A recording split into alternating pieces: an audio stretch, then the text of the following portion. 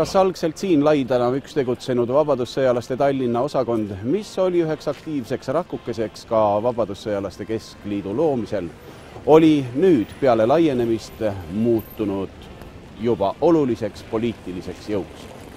Kas vabadussõjalased olid valmis poliitiliseks võitluseks? Eks muidugi poliitiline võitlus, no millest, kuidas üldse vapside liikumine tekkis. Eks 20. aastate Eestis oli umbes nagu 90. aastate Eesti, niisugune kauboi kapitalism, korruptsioon või nagu tollal nimetati lehmakauplemiseks, niisugune poliitiline killustatus, poliitiliste jõudude eemaldumine rahvast, no see oli väga tuttav pilt ju ka kaasa. Ja seetõttu tekkis niisugune tugeva käe ihalus, et lüüa nii-öelda kord majja majanduses, lõpetada see hangeldamine, niisugune muu selline ära. See oli ühelt poolt, aga teiselt poolt oli Eestis ju ka väga tugev sotsiaaldemokraatlik liikumine ja nendega sattusid nad ju otseselt ju vastuollu seetõttu, et ega sotsiaaldemokraate ja kommuniste ju vapsid ei sallinud, nad olid ikka põhimõtteliselt parempoolsed ja rahvuslased. Võitlus ülekohtu vastu sai avapaugu 22. märtsil 1931. aastal, kui toimus vabadussõjalaste teine kongress. Sellel kongressil sai selgeks, et vabadussõjalased lähevad poliitikasse. See sai nii ilmselgeks, et valitsus pidas vajalikuks sellele reageerida. Valitsev ülekohus ja majanduskriis. Kas toonase olukorraga võiks leida paralleele tänases Eestis valitseva poliitilise olukorraga ja hiljutise majanduskriisiga? Ajalugu ei kordu päris sarnasel moel, kuigi ühiseid jooni võib tihti peale olla. Aga 30. alguse Euroopa ja tollane majanduslik olukord olid siiski hoopis teistsugused. Ka poliitiline olukord oli hoopis teine. Ei saa unustada, et Euroopat jagasid ju mitmed diktaatorid, alates siis Mussolinist Itaaliast, Stalinist Nõukogude Liidus ja võimule olid tulemas ju kohe ju Saksamaal natsionaalsotsialistid Hitleriga eesotsas.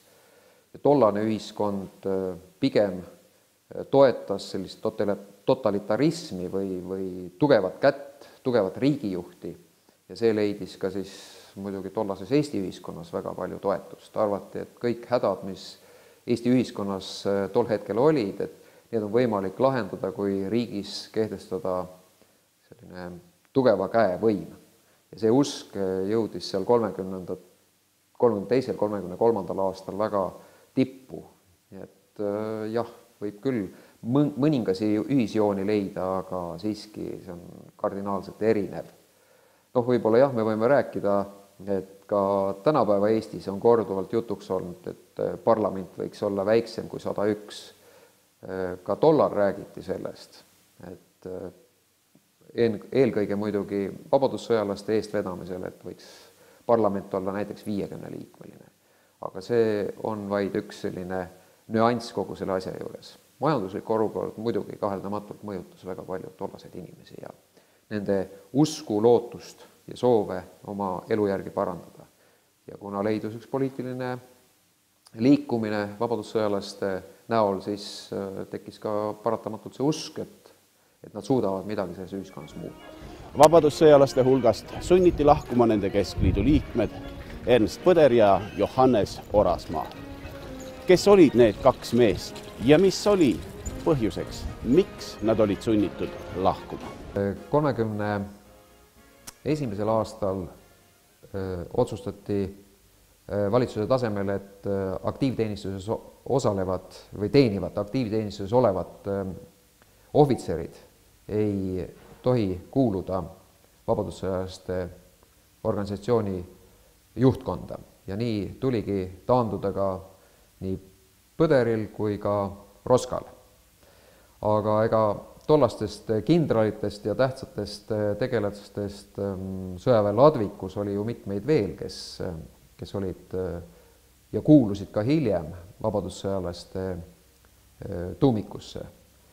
Mainitud Johan Pitka admiral, kes tuli ju Kanadast tagasi ja kellest sai 1931-32 siis Vabadussõjalaste Keskliidu juhatuse abiesimees. Tema tõsi küll taandus ise Vabadussõjalaste liidust, sest ta ei olnud rahul 32. aastal vastu võetud seisukohaga, et Vabadussõjalaste liitu võivad kuuluda ka need inimesed, kes tegelikult ei olnud ju Vabadussõjast osa võtnud.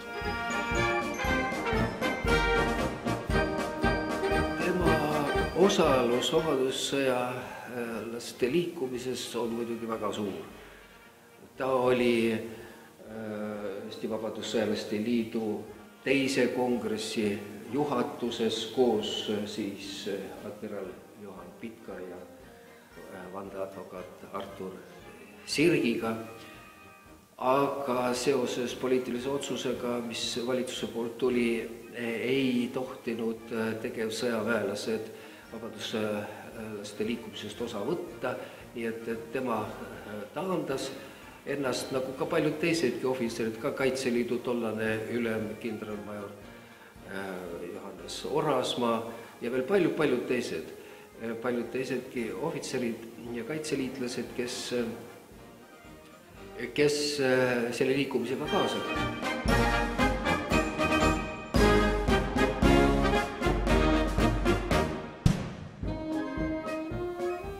Tema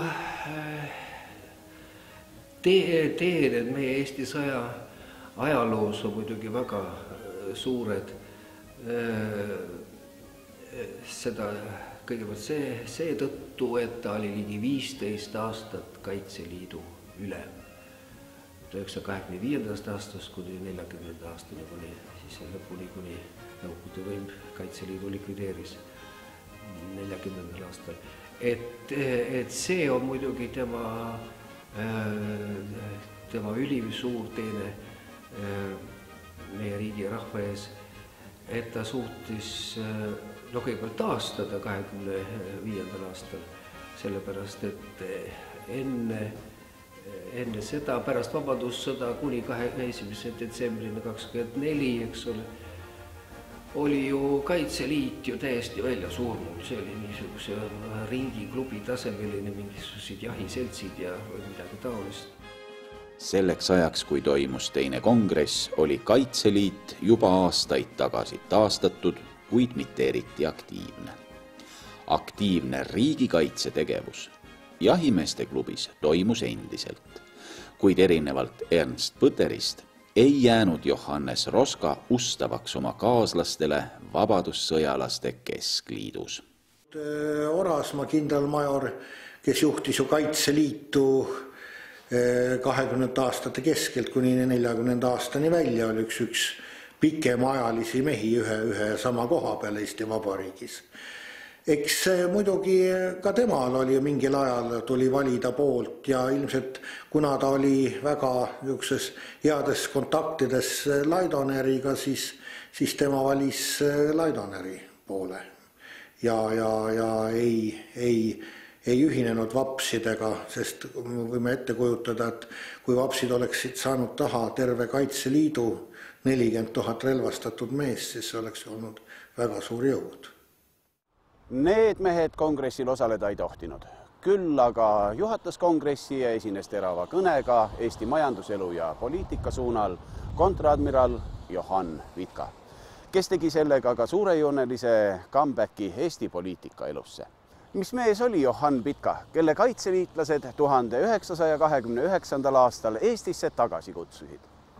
No tema sünnikodu on küll siin Jalksemaa külas Pitkal ja maja Ansumardi talu seisab püsti tänase päevani ja Ansumardi talu õuel on pandud ka mälestuskivi loomulikult ühtlasi ka tema venna mälestuseks, kes kohalikus elus oli ju samuti väga oluline inimene ja väga oluline inimene ka Johan Pitka enda jaoks, sest et vend Ansumardi, kirjanik Ansumardi siis toetas teda nii rahaliselt kui toetas ka teda ideeliselt väga kõvasti.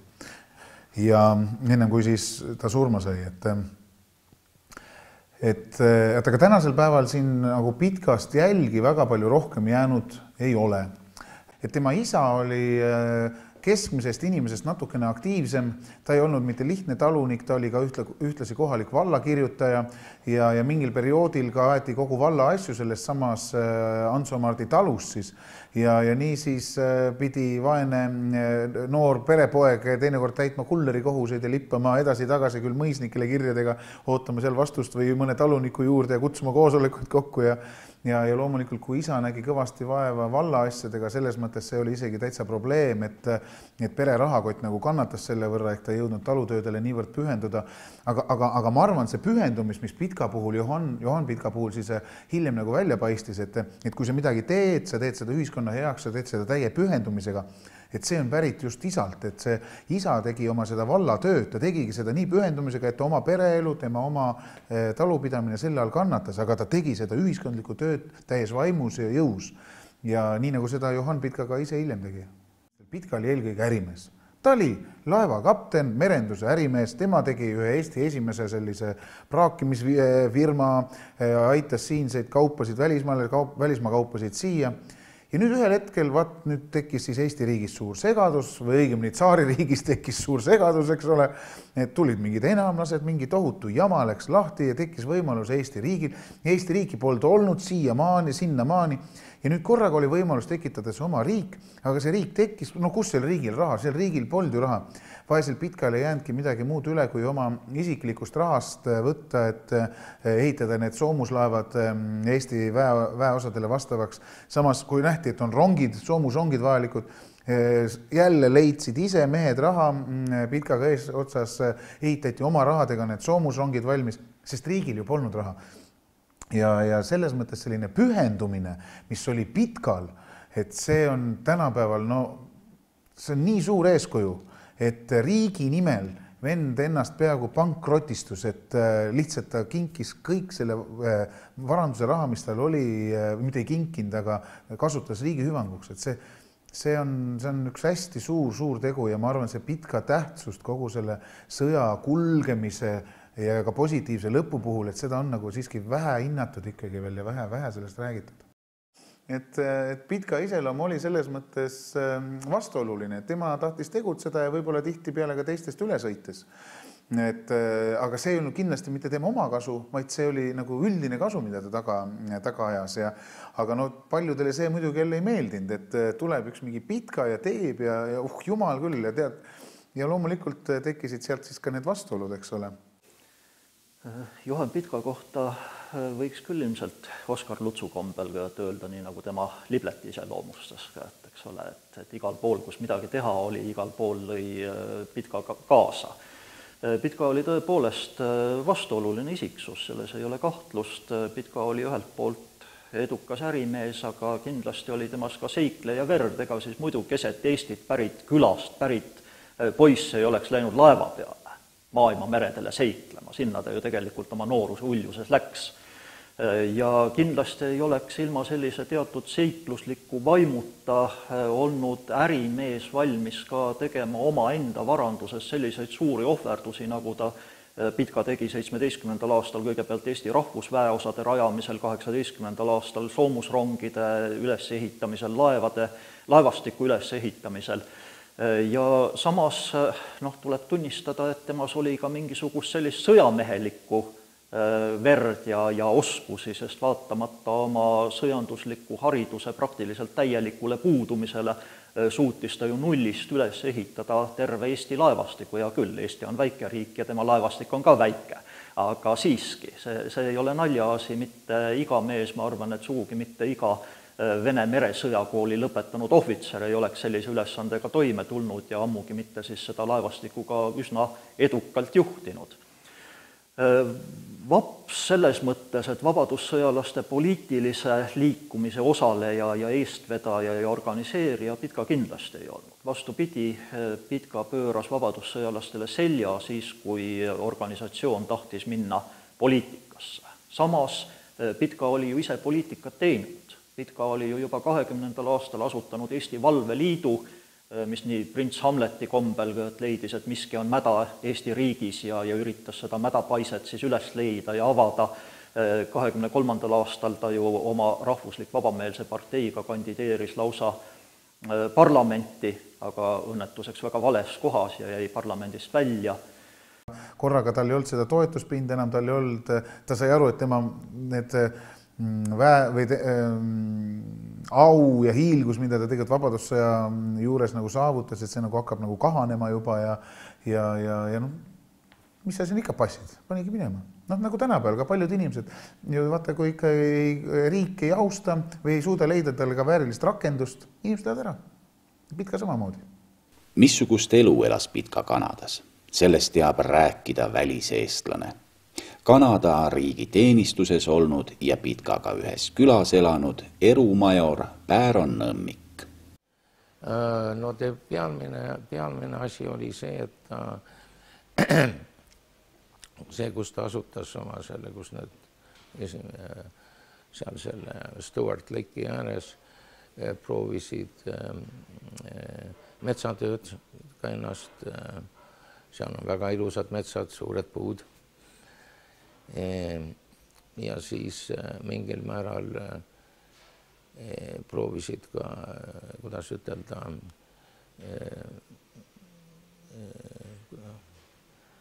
cattle breeding, karjandust ja niiviisi. Aga see viga, miks tal see asi eriti käima ei läinud, oli see, et sinna koha peale viis ainult üks tee, mis oli sesongi läbipääsev tee ja nendel oli raske siis oma toodangut turundada. No ma arvan, et tal see Kanada, mida ta proovis seal käima panna, eriti ei õnnestunud. Ma arvan, et see võis kaaluda päris kõvasti sellele, et ta selle kutse vastu võttis. Aga tal see Stewart Lake'i ääres asula eriti hästi läinud. Siiski kutsuti Johannes Pitka tagasi Eestisse. No, Pitka kutsusid väidetavalt tõepoolest tagasi siis vabadussõdalased, aga see nende asjadega minu meelest nagu alati nagu kahtepidi vaadeldavad, et nad võisid küll ta kutsuda tagasi, aga kui ta poleks tahtnud tulla, ega ta poleks tulnud, on ju. Ja ega ta ei tulnud ju tegelikult tagasi, et jääda. Ta tuli lihtsalt korraks külastama siis sünnimaad. Ja tal jäid ju tegelikult Kanadas kõik asjad pooleli. Või noh, ta tuli sisuliselt ühe kohvriga, nagu inimene läheb turismireisile. Ja see, et kui ta siis avastas, et teda võtsid Valga raudteejaamas vastu 1000 inimest, on ju, puhkpilliorkester ja kujutad ette, sa oled kuskil metsas elanud Kanadas, on ju, seal nagu mingi paar eestlast veel ümberringi ja nüüd korraga sa tunned, et sind siiski austatakse, oodatakse, armastatakse. Ja Tartusse jõudes siis tagasi tulles, siis oli ju muidugi veel suurem see vastuvõtt, siis olid juba riigiisad ja kõik seal kohal, et see oli ikkagi tohutu positiivne emotsioon, mis tema südamesse tuli ja ta otsustas siia jääda, aga see otsus tuli hiljem, et vabadussõjalased ta siia kutsusid ja loomulikult siis tema ka oma tegevustes seda kiirelt kaasasid ja nii ta oli ju 31. aastast Vabadussõdalaste Keskliidu aseesimees, eks ole. Oma teise kongressi kõnes ründas Johann Pitka erakonnasüsteemi korruptsiooni, nii-öelda lehmakauplemist, nende saamatust ja pidas seda kõigi majandusprobleemide peasüüdlaseks. Teisena esines kongressil Eesti Vabadussõjalaste Keskliidu liige vandeadvokaat Theodor Rõuk, kes keskendus poliitikute siunamise asemel riigi strukturaalsetele probleemidele. Mida Rõuk konkreetselt tahtis saada, selle ta ütles Vabadussõjalaste kongressil välja oma kõnes. Esiteks presidenti, kes saaks oma volitused otseselt rahvalt, oleks rahva poolt valitav, kes omaks vetoõigust parlamendis vastu võetud seaduste suhtes, kes omaks dekreediõigust, saaks panna seadusi maksma parlamendist mööda minnes ja mis põhiline, kellel oleks õigus saata parlament vajaduse korral enne tähtaegselt laiali, kuulutada välja uued valimised. Ühesõnaga laialdase võimuga president, mis kindlasti tähendanuks ka seda, et tulevikus ei oleks olnud Eesti valitsuse ametisse määrajaks enam Riigikogu, vaid oleks olnud president. Ja teine suurem nõudmine, mille vabadussõjalased Rõugu ettepanekul vastu võtsid, olid ju see, et Riigikogu tähtsus tuleb vähendada. Üks asi on see Riigikogu liikmete arvu vähendamine, mis on paljuski ainult numbriline näitaja 100 pealt 50 peale, aga just nimelt vähendada Riigikogu võimutäiust, see oli üks põhiline argument, miks 20. aasta põhiseaduse kohta halvasti öeldi, et Riigikogu olevat kehtestanud oma diktatuuri valitsuste üle ja ei laskvat üldse valitsustel tegutseda nii, nagu see oleks vajalik. Nii et need kaks nõudmist, president pluss Riigikogu tähtsuse vähendamine, need olid kõige olulisemad. Aga täpselt neid samu asju oli nõudnud ka Päts 26. aastal. Nojah, ta ju põhimõtteliselt koondas või tahtis koondada kõiki vabadussõjas osalenuid ja alles vist 32. aastal anti luba, et võivad organisatsiooniga ühineda ka need, kes ei ole tegelikult reaalselt vabadussõjas võidelnud. Seega oli teine vabadussõjalaste kongress toonud hüppelise arengu organisatsiooni senises tegevuses. Sisuliselt olid kongressil vastu võetud 4 resolutsioonist 3 poliitilised. Otsustati jätkata Theodor Rõuki poliitilist joont ehk siis asuda uuendama põhiseadust. Vabadussõjalasi ei saanud siiski pidada veel poliitiliseks organisatsiooniks. Pigem püüti tegutseda ühiskondliku elu, parandada prooviva survegrupina. Aga mis mees oli Theodor Rõuk ja millised sündmused ootasid vabadussõjalasi ees 1932. aastal, sellest räägime juba oma järgmises saates.